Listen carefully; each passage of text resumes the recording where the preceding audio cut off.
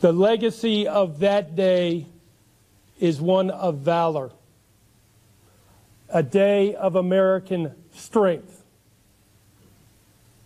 That morning, 5 Marines were at our Chattanooga recruiting office as part of the Marine Corps Recruiting Command, which has over 1,500 offices in the United States and its territories. Their response to the attack was immediate. They took cover. They egressed to safety. During the attack, 1 Marine was wounded. He has been treated and released. The 131 Marines and sailors of Battery M, 3rd Battalion, 14th Marines are part of the 4th Marine Division, whose 17,000 Marines and sailors are located in communities across the United States, from Maine to Hawaii. On 16 July, 20 Marines and 2 Navy corpsmen were at our Chattanooga Training Center inspecting their equipment. They had recently returned from a field training exercise in California. Although I cannot share the specific details about what happened that morning, I can tell you that our Marines reacted the way you would expect. Rapidly going from room to room, they got their fellow Marines to safety. Once they had gotten to safety, some willingly ran back into the fight. All of us can be extremely proud of what our Marines did that day. Tragically, 4 Marines were killed. We are incredibly thankful for the bravery of the responding police officers. Their immediate actions that day saved lives. To the families and friends of our fallen, you are in our hearts, our thoughts, and our prayers. Our first priority is ensuring our families are taken care of in the wake of this tragedy. We are making every effort to help them through this difficult time. To this end, the Marine Corps has assigned teams of Marines to support our families in Chattanooga and other locations in the United States. Marines and sailors are warriors, and we are resilient.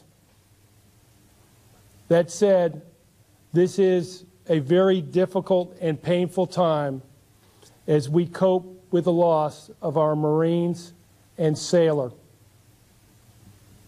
We are providing support and resources to help them deal with this tragedy.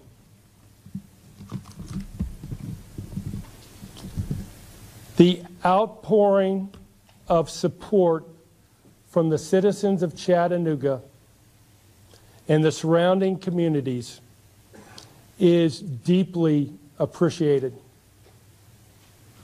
It gives us strength. Words cannot express how much it means to those of us who serve you and our nation. As Marines, it is our sacred duty to always remember Gunnery Sergeant Thomas Sullivan, Staff Sergeant David Wyatt, Sergeant Carson Holmquist, Lance Corporal Squire Wells, and our Navy shipmate, Petty Officer Second Class Randall Smith. They have joined the ranks of our heroes who have died in the service of this great nation. They will be missed, but never forgotten. Thank you.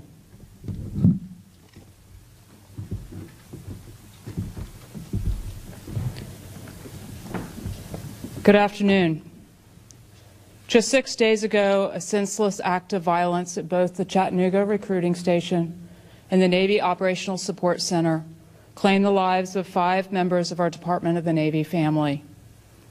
My deepest sympathies remain with the families of our sailor and our fallen Marines, whose lives were taken with these unimaginable acts of violence. The grave impact reaches far and wide. On behalf of Navy leadership, I would especially like to thank the Chattanooga Police Department under the leadership of Chief Fletcher. Absolutely amazing. And the first responders who reacted and responded that day with such veracity and determination that they most certainly saved lives. Additionally, the leadership from and the coordination amongst the federal, state, and local law enforcement agencies to conduct a thorough investigation is comprehensive and reassuring.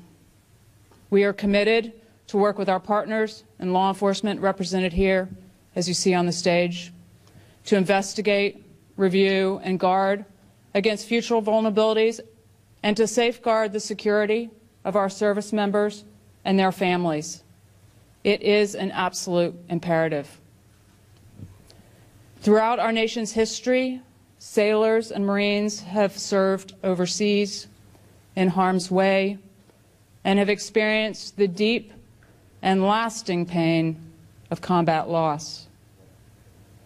Today, here at home, we feel that pain. And at the same time, we are reminded that we serve with and alongside brave and valiant sailors and Marines, just like those at the recruiting station and the Navy Operational Support Center, who were well trained and they responded courageously under fire. The best our nation has to offer. In the days ahead, our priority will be to take care of the families of those affected. While the tragedy in Chattanooga is both devastating and senseless, the healing process is ongoing. We've brought to town a cadre of chaplains and grief counselors that are here to bolster our service members and their families, and to fold into the great efforts that are already being offered. The citizens of Chattanooga have been incredibly generous with their thoughts and prayers, which are foundational and continue to make a huge difference during this process of recovery. There is significant interest in the well-being of Petty Officer Smith's family and the families of our fallen Marines. And I have had the opportunity to meet with Mrs. Smith. She is a remarkable woman, and she is resilient. She is extremely appreciative of everyone who has expressed their concern, yet she also asks for your understanding in respecting her privacy as she goes through this very difficult time. She has faced a horrific tragedy, as have the Marine families. I can assure you, without a doubt, that we are honored and humbled to serve our nation, both at home and overseas. And what Chattanooga has done to rally during this very difficult time is the epitome of why we serve. God bless America.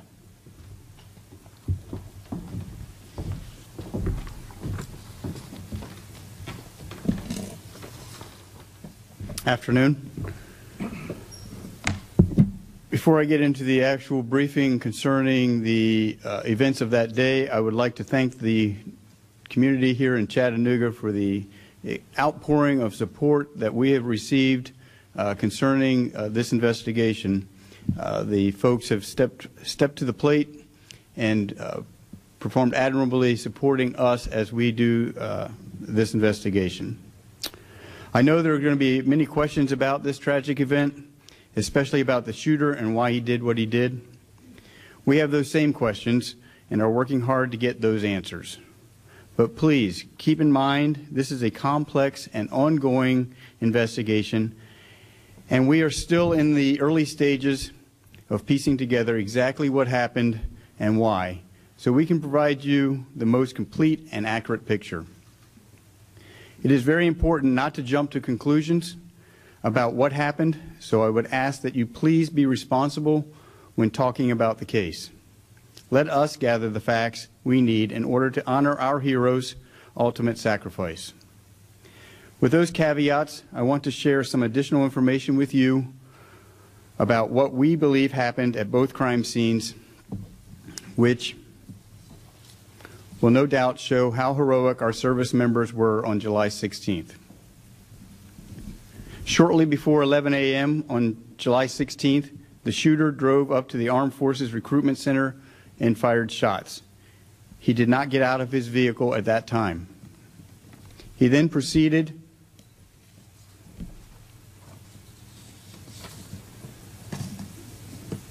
to the Amnicola Highway site, where he crashed through the gate at the Naval Reserve Center.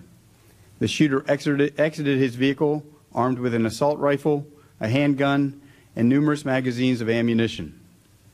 A service member from inside the facility observed him and opened fire on him, firing several rounds at him. The shooter then responded by shooting into the building. The shooter approached the front of the building, entered into the facility, and then shot the first service member inside the facility. He then has made his way throughout the building, continuing to shoot at those who he encountered. He then exited the building out of the back of the facility and into the gated motor pool area, where he killed 2 more service members. 2 service members attempted to provide cover and assist the military personnel getting over the fence and away from the shooter. The shooter continued to fire and killed 2 additional service members. The shooter then attempted to move inside the compound, at which point he was engaged by the Chattanooga Police Department, where 1 CPD officer was wounded. CPD returned fire and neutralized the shooter. The heroic actions of these service members doubtlessly saved numerous lives. Moving forward, we have evidence collected and testing are still ongoing with the FBI, along with our law enforcement partners, and we will continue to work tirelessly on this investigation. The FBI has been working almost 400 leads and has an estimated 250 FBI personnel on the ground in the area and hundreds more working across the country and around the globe on this investigation. I will leave you with this. There's a lot of reporting out there on what some people believe to be bits and pieces of evidence. Whether true or not, we cannot explain what these reports might mean without the full context of the evidence that a thorough investigation provides. And let me reassure you that the FBI will conduct a very thorough investigation. Again, I would like to thank our law enforcement partners, NCIS, ATF, and other agencies involved in this investigation, and our community partners as well as the entire community of Chattanooga for their continued cooperation and support. At this time, we will take a few questions. All questions will be answered by myself, so please do not direct questions toward other members of the panel.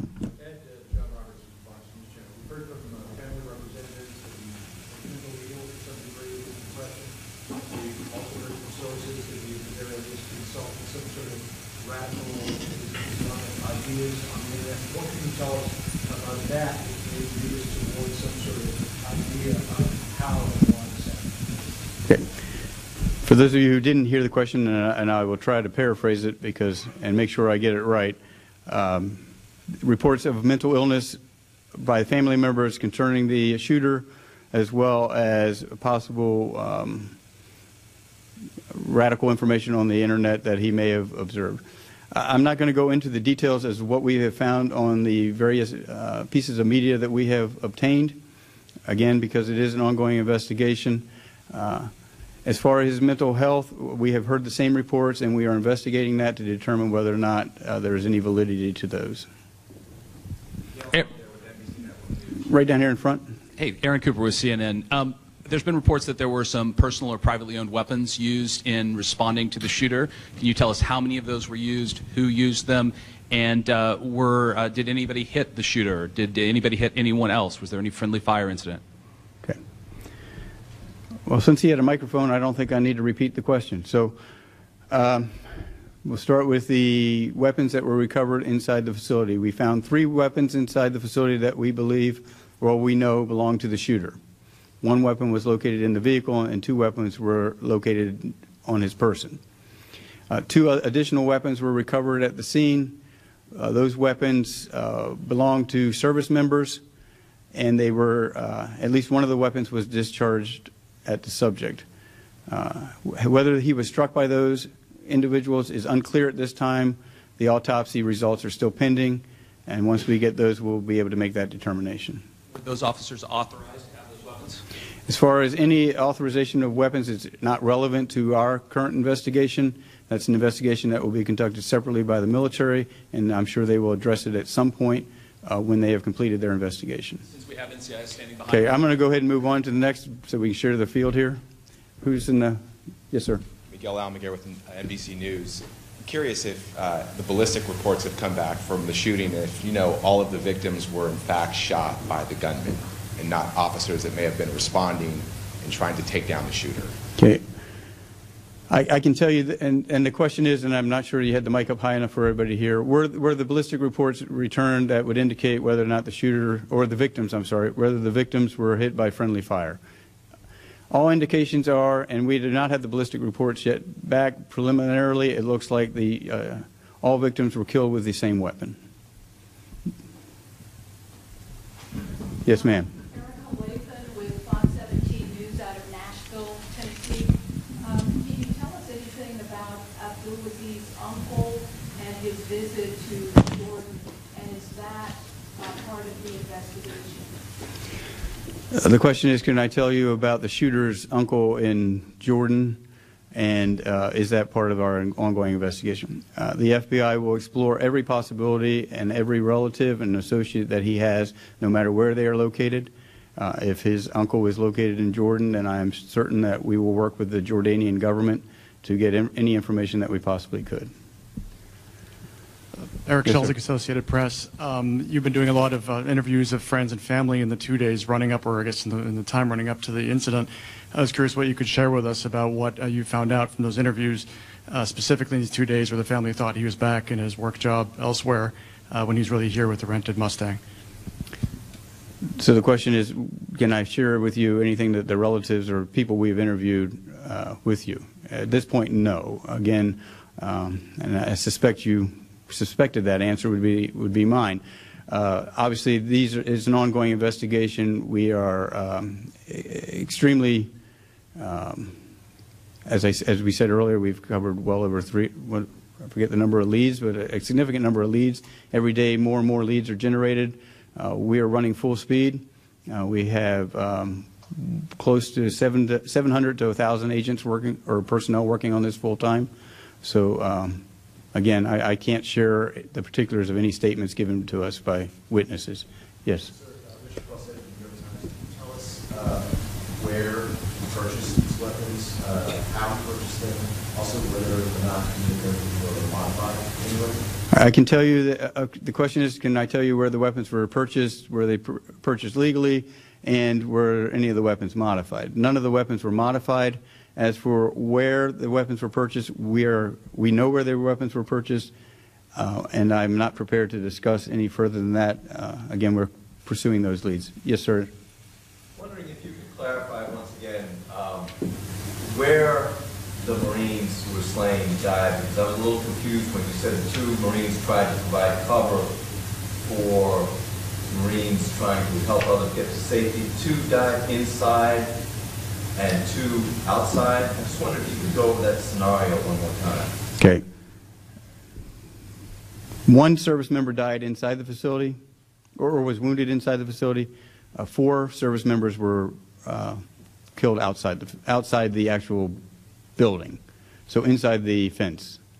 So four service members were killed inside the motor pool area. 1 service member was mortally wounded inside the facility. There was just some confusion because the aerial photographs that they showed 2 Marines slain outside, and you're telling me today that 4 were. I'm telling you 4 service members were slain outside the facility, meaning the building itself, but inside the fence. 1 service member was mortally wounded inside of the facility and in the back with the... Eric Gagne from WDEF News as well. How close was the shooter to actually gaining access into the building itself? As I described the scenario here, the shooter made entry into the building, proceeded to move through the building, pursuing the sailors and Marines who were attempting to evade him. So he did make entry into the facility. Yes, ma'am. How far away were CPD officers once the shooter made entry into the gate? I know there was some time that must have left. Were they already en route to that location? My understanding is that, and where were CPD in relation to where the shooter was when he crashed through the gate? The CPD was in pursuit, however, not right on his bumper. They made entry as fast as they could. Again, once inside that facility, you have to try to locate the shooter, which is difficult because obviously he is moving. So they are moving toward the gunshots, and as soon as they encountered him, they engaged him. Back over here. WSMV in Nashville. There are varying reports about whether this individual was a follower of radical Islam, whether he was an extremist. In your research and investigations, have you found that he was radical in his sense and was willing to commit an act of terrorism? So the question is, has our investigation determined whether or not he was radicalized? At this point, it's too early in the investigation to determine whether or not whether or not he had been radicalized. So we are pursuing that as a possibility, but it is too early in the investigation to determine. Yes, ma'am. Were there still people in the building when the shooter returned and was stopped by CPD? I'm sorry, I couldn't hear you.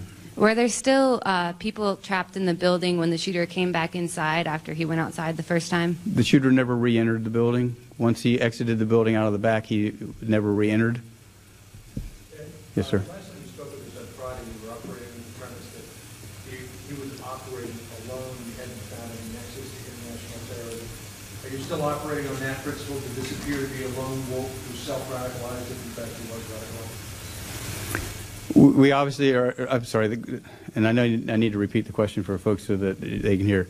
The question is, was he acting alone or were others acting in concert with him? And had he been directed to do so through any affiliation overseas? At this time, we're treating him as a homegrown violent extremist. We believe he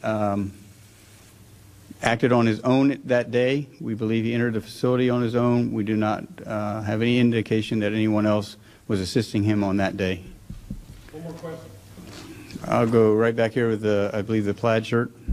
I just wanted to find out, how long was the shooter active once he crashed his car into the naval facility on Pensacola?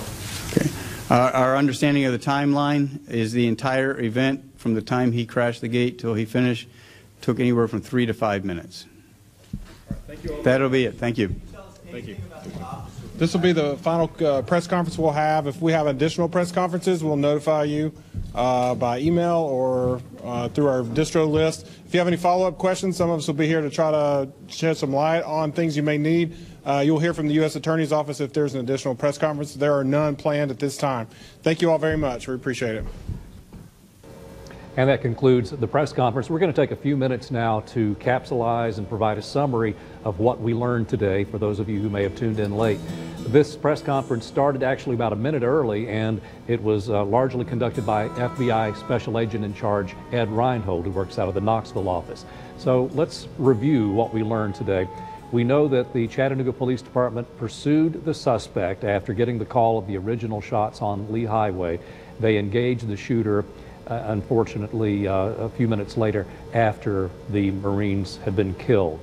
Now, the FBI tells us the shooter never re-entered the building once outside, and at the time that the shooter arrived, there were 20 Marines and 2 sailors inside the building.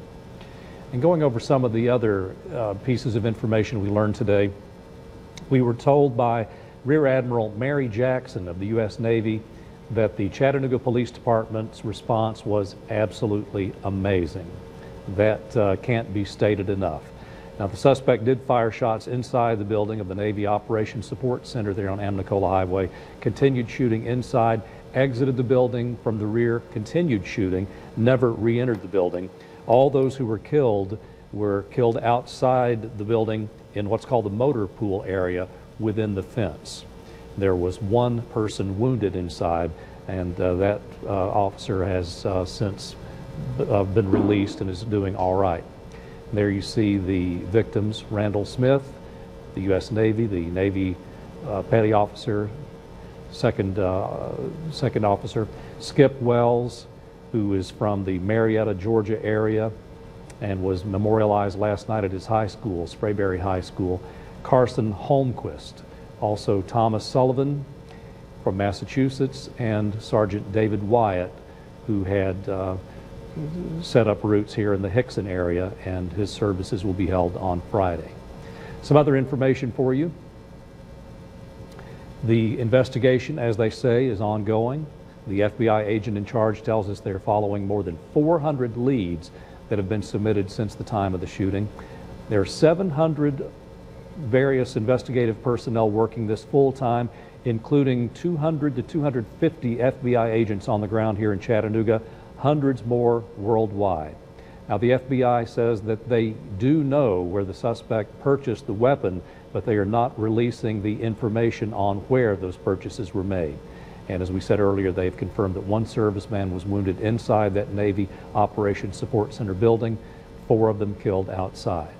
Kelly McCarthy of Channel 3 has been covering the event, the press conference this afternoon, and she joins us now live with more information from the scene of the conference. Kelly? David, I was just sitting in on this press conference here, and as you all have heard, we are learning a little bit more about what exactly happened at that shooting location on Amnicola Highway.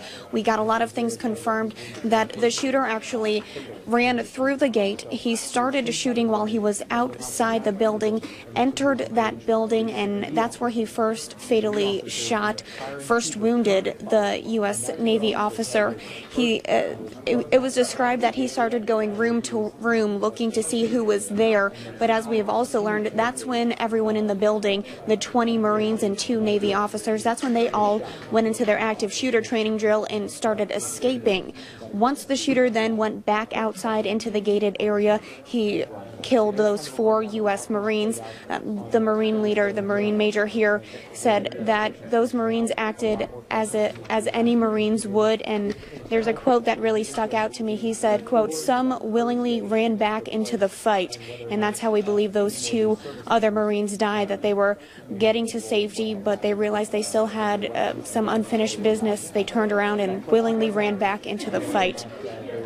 It's been confirmed that the CPD officers who then arrived shortly on scene after that, that's when they engaged in crossfire. One was injured, and it was CPD officers who managed to, quote, neutralize the shooter. They were the ones who fatally shot the shooter. We also learned a little bit more about the entirety of the weapons in that location.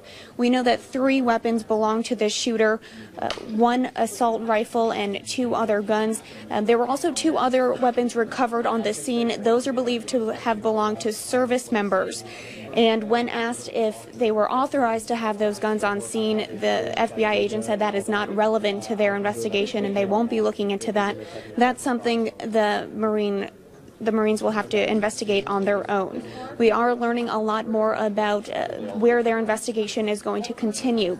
They said that they believe that the shooter is not working with any other kind of domestic terror or an international terror organization. They believe that he is a homegrown violent extremist and he has been working on his own.